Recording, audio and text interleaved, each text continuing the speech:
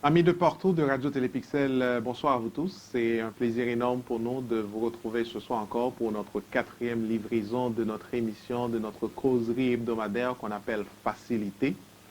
Je ne cesserai de le rappeler, c'est une émission qui vous permet, qui vous met en contact avec les nouvelles technologies de l'information, technologies numériques, comment les utiliser, comment les intégrer dans votre vie et dans vos activités journalières.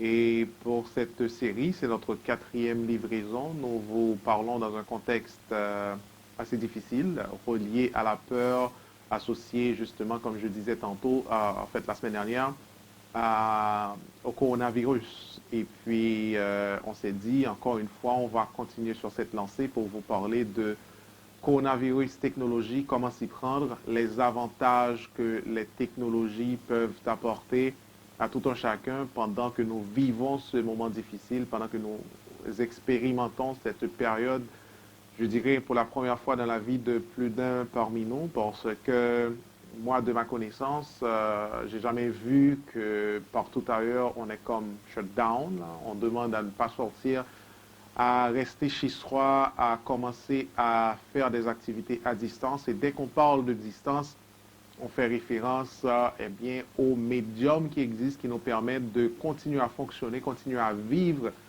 continuer à faire toutes nos activités, même quand nous ne soyons pas sur place, que ce soit au bureau, que ce soit dans d'autres lieux où généralement on se retrouve tous les jours pour dealer avec nos activités. Et on est aussi dans un contexte où il y a beaucoup de conseils qui est prodigué à pas mal de gens pour vous limiter vos contacts avec les autres personnes le plus possible. Eh bien, c'est pour ça qu'on s'est dit, il y a plein de facteurs qui sont reliés aux technologies que l'on va essayer d'associer à travers cette émission pour vous expliquer comment est-ce qu'on peut exploiter tous ces avantages, tous ces moyens qui existent pour pouvoir les mettre de notre côté pour éviter que l'on soit victime d'une façon ou d'une autre de cette pandémie qui fait rage à travers le monde. Quand on lit dans les journaux ce qui se passe en Europe surtout, d'abord ça a commencé en Asie, et puis l'Europe a pris le relais pour être le foyer maintenant de ce virus qui tue. Et puis, on est toujours en phase pour voir si on peut trouver une solution, mais c'est pas pour... on est dans l'inconnu entièrement. On voit que même la bourse s'est plongée carrément plusieurs fois cette semaine. Je pense qu'on a clôturé l'indice Dow Jones, a clôturé le marché à moins de 7 ou 17 points, là, je ne me rappelle pas trop. Fait que un peu partout, on est impacté. C'est une pandémie, c'est mondial, en Haïti, en Europe, en Asie. Eh bien, on essaie ici au Québec, par exemple, on essaie de prendre les mesures au plus vite que possible pour essayer d'empêcher à ce que le virus se propage à un rythme qu'on essaie de bloquer par des mesures aussi dures la plupart du temps, mais on n'a pas le choix de se soumettre à ces mesures. Et dans la lignée de ces mesures-là, on nous coupe avec nos contacts, on nous coupe avec nos gens. Eh bien, on va vous dire quels sont les moyens que vous pouvez utiliser pour toujours rester en contact avec vos personnes à travers de cette émission que l'on appelle Facilité, qui fait le lien entre vous et les technologies. Et bien avant de recevoir notre invité pour ce soir, qui va nous parler d'un thème très spécifique, je tiens à vous rappeler que vous devez nous suivre sur Facebook, sur YouTube, et puis allez liker nos émissions, que ce soit sur Facebook, allez vous subscribe sur YouTube, donnez-nous un petit like, et puis essayez de vous abonner aussi à notre chaîne Radio Télépixel. À chaque fois qu'on aura à mettre une nouvelle capsule en ligne, à ce moment-là, vous serez alerté de cette nouvelle livraison, que ce soit pour mon émission spécifique, que ce soit pour les autres émissions que vous allez avoir à travers ce canal qui est le Radio Télépixel.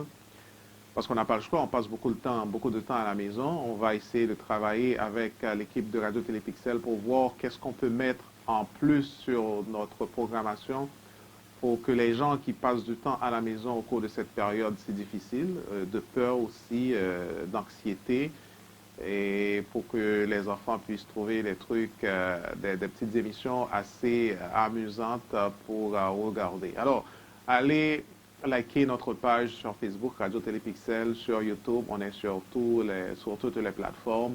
Comme ça va nous donner de l'encouragement à travailler un peu plus fort pour vous chaque jour, pour vous donner le meilleur de ce que l'on peut, de ce que l'on peut offrir. Et ce soir, nous avons une invitée assez spéciale. Lui, il évolue dans le domaine des TI depuis de nombreuses années. Il a un profil assez intéressant et qui répond à nos recherches pour vous lorsqu'on veut vous parler de technologie. Et plus précisément, il évolue dans le voice. C'est un voice spécialiste, voice over IP, dont les centres d'appel, les téléphonies IP. Ah ben, euh, pour le fait que de nos jours, la façon dont ça se passe, on demande aux gens de rester chez soi, de ne pas se déplacer. On voit qu'il y a comme une demande accrue pour les centres d'appel. Par exemple, les gens qui se déplacent pour aller soit dans une boutique, dans un kiosque pour demander de l'information, soit pour son abonnement d'Internet, son téléphone ou tout, ou avoir d'autres informations. On a tendance à se tourner de nos jours, on n'a pas trop le choix d'ailleurs, vers ces centres d'appel, des call centers qui sont ouverts et qui offrent ce service. Eh bien, on va parler du fonctionnement de centre d'appel avec notre spécialiste qui connaît ce secteur assez bien. Et il va nous dire aussi de ses observations, qu'est-ce qu'il a remarqué ces derniers jours, le taux d'achalandage, le taux de demande pour le fait que l'on soit confiné chez soi. Eh bien, les gens se tournent vraiment vers les centres d'appel pour avoir beaucoup plus d'informations. Notre invité ce soir, c'est James Louisin. Salut James, c'est un plaisir pour nous de te recevoir sur cette plateforme Radio Télépixel et on va mener cette conversation de 10 minutes sur les centres d'appel. Ça va bien, James? Oh, salut Calvert et je profite pour saluer les radios Télépixel. téléspectateurs de Pixel. OK, James, on Et va rentrer. Oui, allez-y. oui, et puis je voulais ajouter que j'ai plus de 14 ans dans le monde de la technologie et la voice over IP. OK, ceci justifie tout et cela met la table pour qu'on puisse conduire notre conversation, mais on va se concentrer surtout, James, sur les centres d'appel. James, Ouais, ouais. brièvement, en quelques secondes, c'est quoi un centre d'appel? Bon, un centre d'appel, ça dit tout. C'est un centre qui reçoit des appels.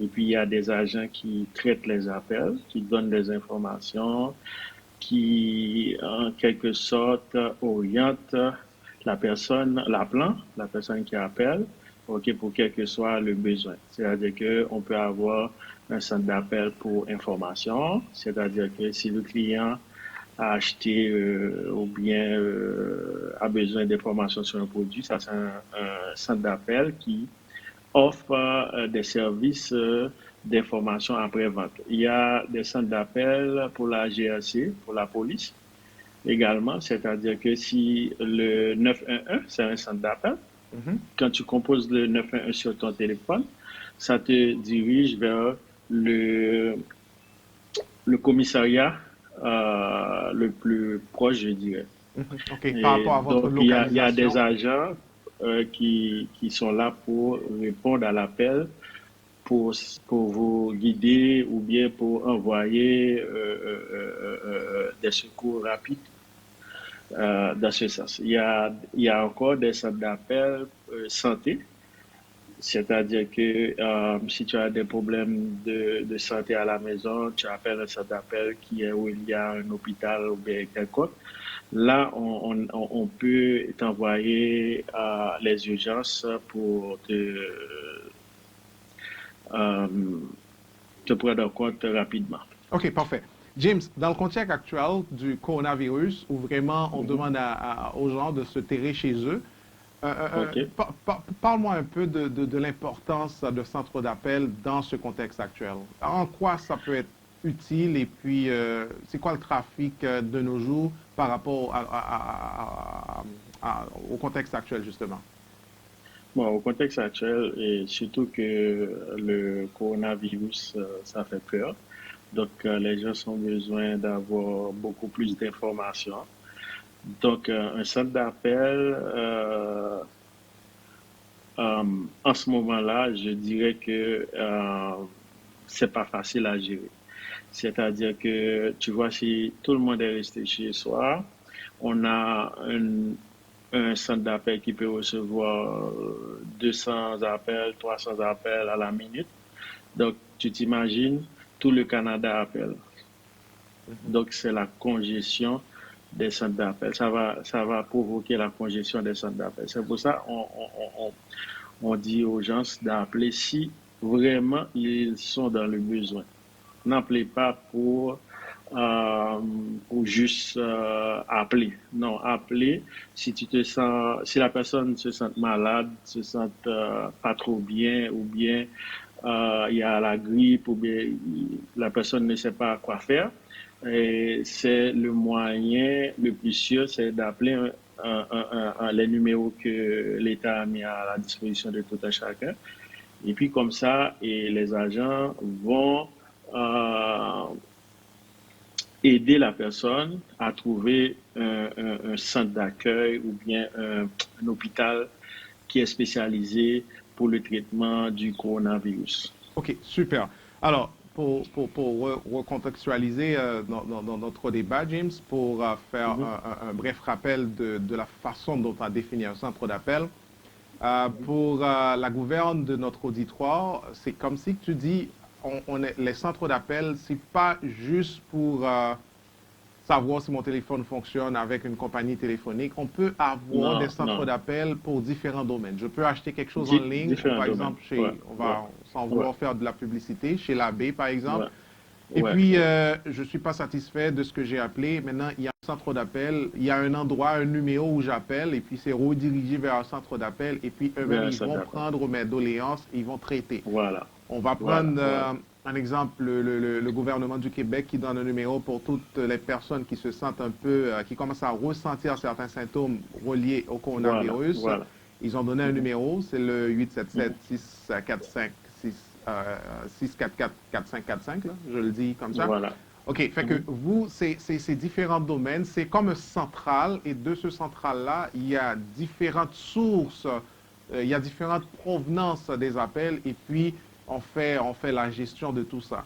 Maintenant, comme on va surtout se concentrer sur le contexte que l'on vit actuellement, de ton expérience et de ton day-to-day activité, est-ce que tu peux me dire, ces derniers jours, comment est-ce que ça se passe? Comment est le trafic? Comment est-ce qu'on gère ce secteur-là? Parce que je sais que pour différentes raisons, j'ai même pas besoin de les énumérer, le nombre d'appels, ça augmente énormément. Dites-moi comment est-ce que vous gérez...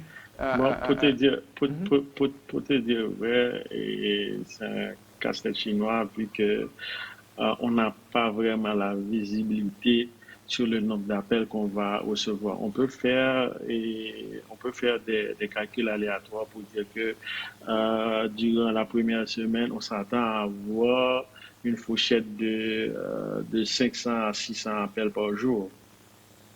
OK? Donc, et ça, c'est le minimum. OK, ça, c'est le minimum, dépendamment de la région. Donc, parce que c'est pas vraiment facile d'élaborer un plan de contingence, je pourrais dire, pour répondre à tous les besoins en même temps. C'est toujours ce problématique-là que les spécialistes en télécommunication font face tous les jours, c'est-à-dire c'est quand il y a une crise, on ne sait pas comment gérer cet afflux-là. Parce que c'est sûr qu'il y a toujours congestion et on doit toujours faire des recettes à un certain temps donné. OK?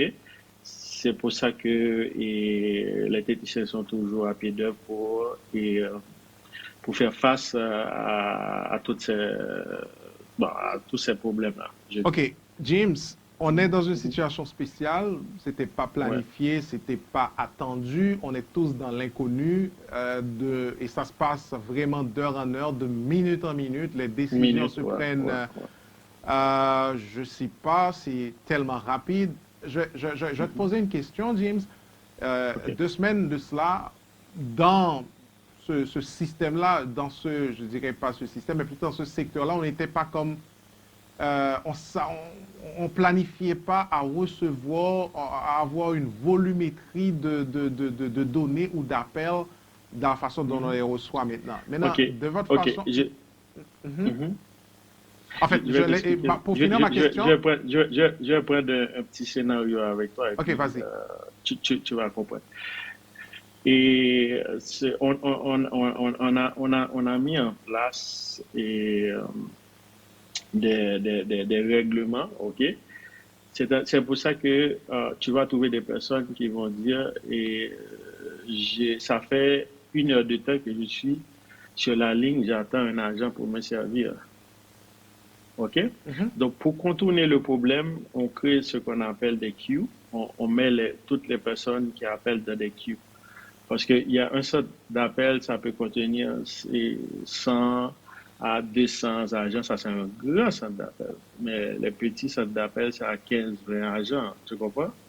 Donc, chaque agent peut recevoir un appel par seconde. Donc, les autres personnes qui appellent, on va les mettre dans des queues pour ne pas perdre les appels. OK? Parce que il va avoir des scores, on va faire des calculs c'est ces calculs-là qui vont dire est-ce qu'on peut augmenter notre bande passante pour recevoir plus d'appels? OK? Est-ce qu'on doit améliorer notre capacité? Et c'est à partir de ces données-là. Donc, les personnes, quand ils appellent, ils rentrent directement dans une queue. Quand tu es dans la queue, tu attends. Ok. Tu attends qu'il y a un prochain agent qui est disponible, l'appel rentre automatiquement euh, euh, sur le téléphone de l'agent. Donc, c'est-à-dire que ça peut arriver qu'il y a 200, 300 appels en queue, et puis il y a 15 agents pour répondre, seulement 15 appels. Ok. Ok. Donc, c'est ce scénario-là qu'on fait face. Donc, donc, après un certain temps, les personnes ont un timing pour rester dans la queue là. Donc, si on a défini, c'est pendant peut-être soit 30 minutes ou 40 minutes ou 60 minutes qu'on peut rester dans la queue. Donc, tu peux voir que ça fait 30 minutes que tu es sur la ligne et que ton appel n'aboutit pas vers un agent. Ok. Donc, tu dois attendre. Parfait. Ça, c'est du point de vue organisationnel. C'est la façon dont Ouais, on organise cette file d'entrée, ce ouais. flux d'appels. Mais du point de vue Mhm, infrastructure, James, ce que j'allais te mhm, poser comme question tantôt, là, mhm. tout le monde est pris par surprise. Et même les OK. gens qui font du télétravail pour certaines compagnies, les compagnies n'étaient même pas prêtes pour ça. Je Non, parle du point de non, vue non. d'infrastructure, du point de vue technologique. Parce que c'est vrai, on peut bien parler, on peut beau parler de télétravail, mais il y a toute une mise en place qui vient avec ça. On doit s'assurer que notre infrastructure peut supporter ça, qu'il y ait, par exemple, si on prend une grande entreprise de 1000 à 2000 personnes qui vont se connecter à distance sur votre réseau, il y a la sécurité qui rentre en ligne de compte, il y a tout ça. Donc, juste pour Ouais. faire un lien toujours avec le contexte que l'on est, mais ma question précise pour toi, James, c'est étant donné qu'on est pris par surprise, est-ce qu'il n'y a pas un débordement du point de vue infrastructure, bien sûr, parce que c'est sûr qu'on ne peut pas recevoir 10 000 ou 1000 appels par minute. Il y a un genre de capacité, il y a une façon de gérer tout ça. Est-ce que, je dirais, votre infrastructure était en place pour supporter ce qu'on est en train de vivre présentement? Sans vouloir faire de spécificité, là, mais de façon générale, Bon, techniquement ou... bon, à te dire vrai, c'était pas vraiment quelque chose de planifié. Donc, l'équipe s'est réunie, on s'est penché sur la cause. Donc, n'oublie pas que les agents travaillent chez eux. OK? Mhm. Donc, on doit installer un VPN pour chaque agent chez eux. Donc, un accès sécuritaire sur notre réseau également.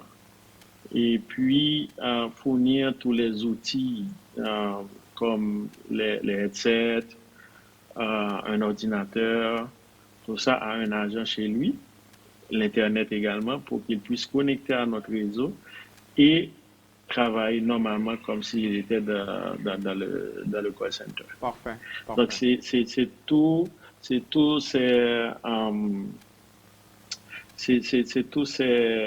gymnastiques-là qu'on faisait avant et qu'on aboutit à la réalité. C'est-à-dire que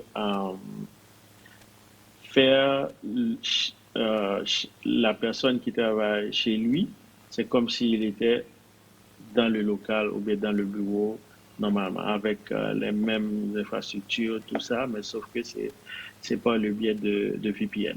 Tout à fait. James, euh, Mhm. un mois de cela, explique-moi ta journée de travail un mois de cela par rapport à cette semaine. Dis-moi, c'est quoi la différence présentement? Parce qu'on sait que présentement, ce que l'on vit là, c'est inédit, c'est par rapport au trafic, à l'affluence, à la demande, à Mhm. la volumétrie. Explique-moi une journée de travail un mois de cela et puis comparé à une journée de travail cette semaine.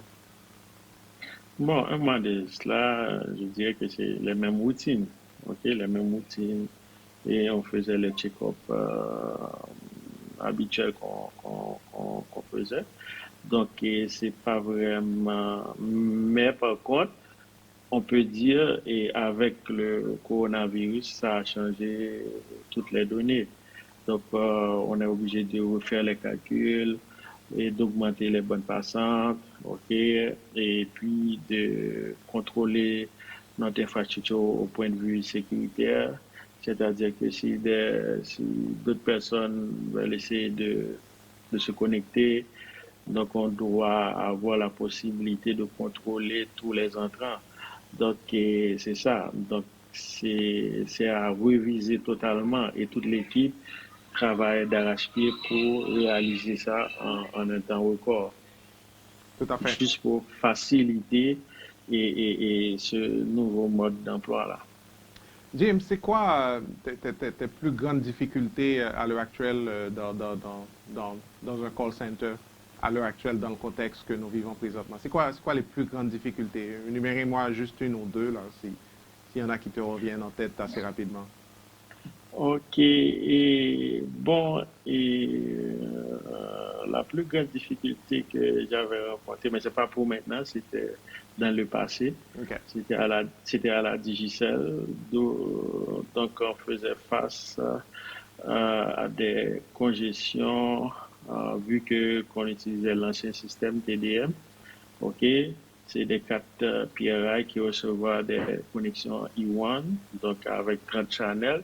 Donc, on avait plus de 7 E1. Donc, des fois, quand on faisait des campagnes pour les élections, tout ça, donc, on, on, on vous appelle de temps à autre pour vous dire que le center est down, on ne peut pas recevoir d'appel, on est obligé d'aller de resetter les codes jusqu'à ce que qu'on a implanté un projet avec la nouvelle technologie SIP, OK, Session Initiation Protocol. Donc, on a implémenté le SIP donc qui nous a permis d'ouvrir notre bande passante. On est passé à 300 sessions à la seconde. Donc, on pouvait recevoir 300 appels en même temps. Donc, et ça a un peu soulagé le call center en direct, on dirait. Mais ici, le challenge, c'était pour le coronavirus, vu que on n'avait pas testé et un nombre de connexions via VPN sur notre réseau. Donc, c'était ça le problème. C'est-à-dire que c'est mettre en place une technologie qu'on n'a jamais testée. OK. C'était ça le challenge. OK. James, comme étant une personne qui évolue depuis 14 ans dans ce domaine-là, le Voice over IP, du Mhm. point de vue technologique, encore une fois, dans le contexte actuel, tout ce qui est bande passante, c'est un trafic incroyable qui se passe. Il y a Ouais, même ouais. Netflix qui a annoncé, je lisais ça hier sur un article de CNN, qu'ils vont réduire leur Mhm. bande passante en Europe parce que la demande est très, très élevée. C'est comme... Oui, parce qu'il Mhm, n'était pas préparé à ça tout à fait. pour avoir tout ce monde chez soi, travailler sur le système. Donc, c'était pas vraiment préparé. OK. Il n'était pas vraiment préparé à cela. Mhm. Donc, parlant de ça, juste pour faire un genre de lien assez rapide, on va dire, James, il y a un genre de fort trafic sur le réseau, il n'y a pas d'Internet. Qu'est-ce qui se passe chez toi, là, avec ton call center, s'il n'y a pas d'Internet? C'est quoi qui se Ah passe? ben, s'il n'y a pas Internet, il n'y a pas de communication. La communication, c'est via IP, c'est Internet. Donc, s'il n'y a pas OK. Internet, il n'y a pas de communication. C'est-à-dire que l'agent ne peut pas recevoir d'appels. Nous, on ne peut pas monitorer les appels.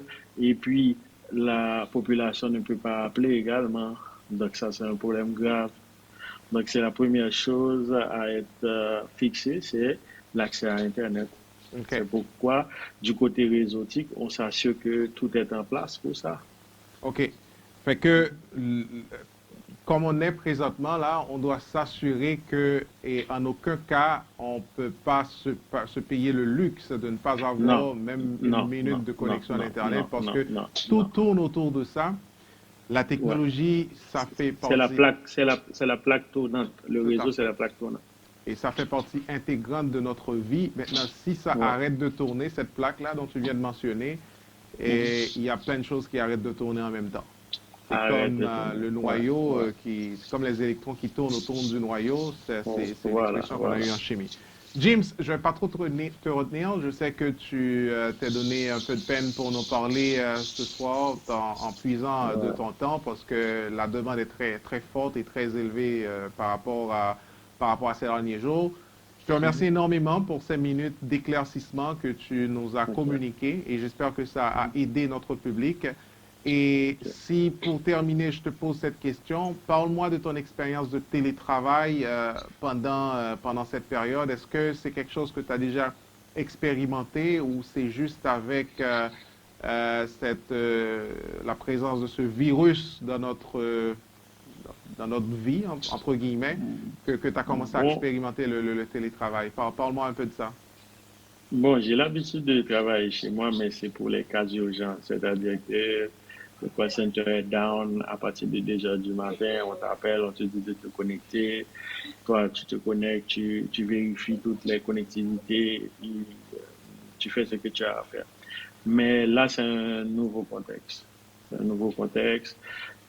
Tu as un virus qui fait peur et puis l'environnement à la maison, tout le monde est là en même temps, les enfants, tout ça. Donc, je te dis, c'est pas facile à gérer. James, Pas merci. facile à gérer. Merci Ok, beaucoup pour ton temps. Ça a été un énorme plaisir pour nous de te communiquer et on espère ok. qu'on va garder contact. Et puis, notre plus grand espoir, c'est de pouvoir circonscrire ce virus et que tout retourne à la normale et que l'on retourne à la Ah, vie c'est notre d'habitude. plus grand souhait, hein. Tout à fait. Merci, James, et à une prochaine. Ok, merci. C'était James Lucin et c'est un expert en Voice over IP. Il a de l'expérience dans des call centers. Il nous raconte la vie, comment est-ce que ça se passe dans un call center. Ça, c'est très sollicité de nos jours parce que je ne cesserai de répéter contexte, contexte, contexte. Dans le contexte où l'on vit ou dans le contexte actuel, on nous demande de rester chez soi. Ceci est synonyme de contact d'une autre manière. Au lieu d'avoir un contact physique pour régler différentes sortes de besoins, différentes choses, on est obligé de passer par son téléphone. Et une chance que la technologie existe. Et comme j'ai parlé un peu la semaine dernière, des entreprises qui, à cause du coronavirus, ont commencé à faire l'expérience du télétravail. Ça a été une première semaine d'expérience de télétravail. J'ai vu passer des commentaires de pas mal d'entreprises qui l'ont expérimenté. Ça a été une très bonne chose. Et je pense que c'est pour rester, mais pas avec le virus, mais c'est une expérience qu'on va continuer parce qu'il y a plein d'avantages qui s'associent avec le télétravail, que ce soit pour l'employé lui-même pour son bien-être, que ce soit pour l'entreprise qui permet à l'employé de faire du télétravail. Sauf que dans le contexte actuel, ce n'est pas voulu, c'est comme obligé, mais on n'était pas prêt pour ça. Il y a pas mal d'entreprises qui n'étaient pas prêts. Ils ont eu 24 heures, 48 heures pour mettre en place toute une infrastructure pour supporter tout ce qui est volumétrie de données, tout ce qui est bandwidth, bande passante, tout ce qui est requêtes qui vont se multiplier sur leur réseau. Ils ont dû mettre en place des réseaux très robustes pour leur permettre d'associer tout ça, eh bien, la technologie, à cause de la magie de l'Internet, on peut encore survivre. On peut imaginer sans les TI présentement, dans le contexte où l'on est, comment est-ce qu'on ferait pour vivre. Ce serait quasiment impossible. On serait quasiment isolé. Mais une chance que les technologies nous permettent toujours de rester en contact, en autant qu'il va y avoir l'Internet, en autant qu'il va y avoir les téléphones portables, en autant qu'il va y avoir des réseaux qui supportent encore, des réseaux assez robustes pour supporter le trafic qui peut être sollicité, eh bien, on va pouvoir passer à travers cette situation. Et du coup, il faut aussi utiliser tous ces médiums-là pour véhiculer des informations, pour faire passer, faire circuler certaines informations, des bonnes informations, pas des rumeurs, de manière à ce que beaucoup plus de gens puissent être touchés. Quand vous avez la possibilité d'envoyer un message, de partager quelque chose sur WhatsApp, sur Internet, sur Facebook ou sur Snapchat, peu importe, assurez-vous que vous utilisez ces médiums-là dans le bon sens. Assurez-vous que vous rendez service à la communauté. Assurez-vous que la société puisse bénéficier de ce que vous avez envoyé, parce que la première précaution qu'il faut absolument prendre dans le contexte actuel, c'est des gens qui essaient d'exploiter ce moment pour faire de l'hameçonnage, d'envoyer des messages frauduleux, d'envoyer des tentatives d'attaque pour hacker certains systèmes. Une chance que les systèmes, la plupart des systèmes, la façon dont ils sont construits de façon robuste pour résister à ce type d'attaque. Vous aussi qui nous écoutez, je vous dis de faire très attention par rapport aux messages, des courriels que vous allez recevoir en ces temps difficiles. Il peut s'agir, s'assurez-vous que vous connaissez la provenance du message, la personne qui vous envoie le message, l'expéditeur du message, vous le connaissez avant de cliquer sur peu importe tel lien. On peut vous envoyer des courriels vous disant que allez sur tel site, voilà telle chose que vous allez trouver qui va pouvoir vous aider si vous êtes peur, si vous avez peur, si vous êtes si vous avez contracté le virus. Alors vous devez être très prudent et faire très attention. La technologie, ça aide beaucoup, mais la technologie aussi, quand elle est mal utilisée, quand ça se trouve dans des mauvaises mains, ça peut aussi faire plein de dégâts. Comme je vous ai toujours promis de partager certaines bonnes pratiques avec vous à la fin de cette émission, pour les gens qui expérimentent le télétravail au cours de cette période, j'ai 10 bonnes pratiques pour vous qui vont justement vous aider à réaliser votre travail à la maison comme il se doit. 10 bonnes pratiques, ça a été tiré du site du Forum économique mondial qui a partagé ça. Maintenant, comme je vous ai dit, tout le monde se verse maintenant dans le télétravail. On essaie de regrouper tout ce qui est pratique bonne qui peuvent aider les gens qui sont chez eux à pouvoir bien passer leur journée à travailler normalement. La première bonne pratique, c'est de vous réveiller à votre heure habituelle et faites votre routine normale. C'est pas parce que vous travaillez de la maison, si vous aviez l'habitude de vous réveiller tôt et puis vous dites, bon d'accord, vous allez vous réveiller bien à 8h30 et vous commencez à 9h, gardez votre routine, gardez la façon dont vous aviez l'habitude de faire ça. Planifiez des pauses café virtuelles avec vos collègues. Ce n'est pas parce que vos collègues sont à des dizaines de kilomètres de chez vous que vous allez perdre le contact avec eux. Restez connecté avec eux, discutez avec eux par téléphone. Je vous ai parlé la semaine dernière dans notre intervention différents types d'outils qui existent dans une organisation pour rester connecté. Et l'outil que l'on expérimente vraiment ces temps-ci, c'est Teams, Microsoft Teams. C'est un outil assez robuste qui vous donne vraiment plein d'opportunités. Eh bien, expérimentez cet outil dans la mesure où, là où vous êtes, on vous donne cette possibilité d'utiliser ces outils-là. Troisième bonne pratique, faites-vous un espace de travail en le délimitant par rapport à votre espace de vie. Donc, mélangez pas travail-vie, réservez-vous un espace qui c'est un espace de travail chez vous. Mais vous dites quand vous êtes dans ce coin, vous êtes au travail comme si vous étiez au travail. Quatrième bonne pratique, prenez suffisamment de pauses. Donc, prenez une petite pause à chaque instant pour vous libérer l'esprit. Ça va vous permettre d'être dans un meilleur état d'esprit. Cinquième bonne pratique, créez une bonne routine quotidienne avec plusieurs courtes pauses d'exercice pour vous activer. 6e bonne pratique, continuez de communiquer avec les autres pour ne pas vous sentir isolé. Et j'avais soulevé ce petit point-là la semaine dernière.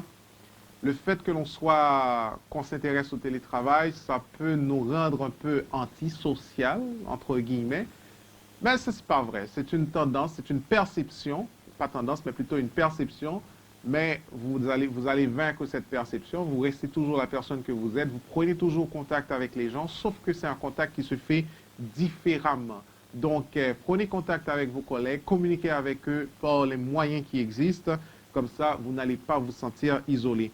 7e bonne pratique, ayez une chaise de travail confortable et un espace adapté pour favoriser votre concentration. Ça prend de la concentration. S'il y a des enfants à la maison qui vous taquinent, qui font du bruit, ça demande de la concentration. Et vous savez, dans le temps où l'on est présentement, si vous avez des enfants, si vous avez un enfant ou des enfants, ils sont à la maison parce que toutes les écoles, les universités sont fermées, tout le monde est à la maison. Alors, vous devez trouver, ici c'est les 2 parents aussi qui travaillent de la maison, vous devez agencer ça pour que vous soyez toujours concentré pour être productif. 8e bonne pratique, prenez le temps de vous habiller, ne restez pas en pyjama. Donc, ce n'est pas parce que vous travaillez de la maison que vous allez vous installer devant votre poste de travail de la même façon que vous vous êtes rendu au lit. Donc, le matin, quand vous vous réveillez, vous prenez votre petit déjeuner, vous faites vos routines habituelles, mais vous vous habillez. Donc, ne vous rendez pas dans un meeting par vidéoconférence avec votre robe de chambre. Je vous assure que vous allez avoir une mauvaise surprise. Donc, habillez-vous, ne restez pas en pyjama pour que vous ayez vraiment le bon sens pour cette journée, pour que vous soyez motivé. 9e bonne pratique, prévoyez des heures spécifiques de travail. Et pour terminer, 10e bonne pratique, profitez du temps que vous passez habituellement dans le transport pour lire. Vous devez toujours lire, mesdames, messieurs. La lecture, c'est une source de connaissances, c'est une façon de se former. Eh bien, ce n'est pas pour le fait que vous ne sortez plus que vous allez abandonner vos bonnes pratiques. Gardez vos bonnes pratiques. Ça va vous aider à garder la bonne forme, une bonne forme physique et une bonne forme mentale aussi. Mon nom, c'est Clément Calvaire. L'émission, c'est Facilité. Et la plateforme, c'est Radio Télépixel. Pour nous contacter, c'est clément.calvaire@clémentcalvaire.com. Et pour nous joindre par téléphone, c'est le 514-799-6087. Et je vais terminer par vous réitérer mon appel pour que vous alliez sur Facebook, Radio Télépixel, YouTube, Radio Télépixel. Donnez-nous le petit like, partagez ces émissions. Et puis, en faisant votre souscription à notre chaîne, tout ce qu'on va poster, vous allez être alerté quand ça va être mis en ligne. Et puis, beaucoup plus de personnes plutôt vont être touchées par notre message. Et on estime qu'on aide la communauté et on veut continuer à aider la communauté, ceci à tous les niveaux. Ça, c'est notre fenêtre technologique, mais il y a plein d'autres fenêtres aussi sur Radio Télépixel. Je vous invite à nous suivre, comme ça vous allez être informés en tout et partout. Mesdames et messieurs, merci pour votre attention. Notre prochain rendez-vous, c'est pour la semaine prochaine pour notre causerie sur les TI. Espérant, entre-temps, qu'on aura à passer au travers de cette peur, qu'on aura à passer au travers de tout ce qui nous inquiète par rapport au coronavirus. Suivez les bonnes pratiques, suivez les bons conseils, lavez-vous régulièrement les mains. Vous allez sur l'ordi, lavez-vous les mains, vous ressortez d'une épicerie, là, lavez-vous les mains, c'est lavez-vous les mains, c'est notre conseil pour vous. À la prochaine.